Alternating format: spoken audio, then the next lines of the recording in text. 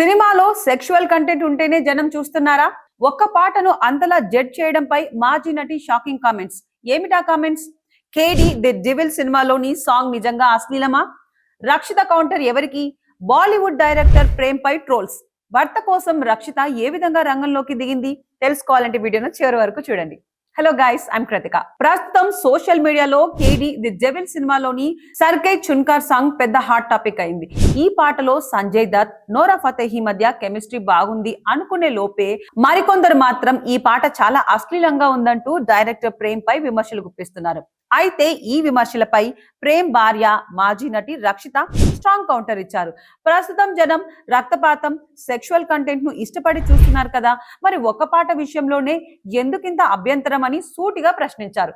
గతంలో ఇలాంటి పాటలు వచ్చినప్పుడు లేని గొడవ ఇప్పుడే ఎందుకు? కేవలం ఒక పాటను బట్టి ఒక దర్శకుడిని వ్యక్తిగతంగా దూషించడం ఎంతవరకు కరెక్ట్? కన్నడ సినిమాలను థియేటర్ల వరకు తీసుకురావడానికి మేమెంతో కష్టపడుతున్నాం, దాన్ని అర్థం చేసుకోండి అంటూ రక్షిత ఆవేదన వ్యక్తం చేశారు. సో రక్షిత చేసిన ఈ కమెంట్స్ పై మీరేమంటారు?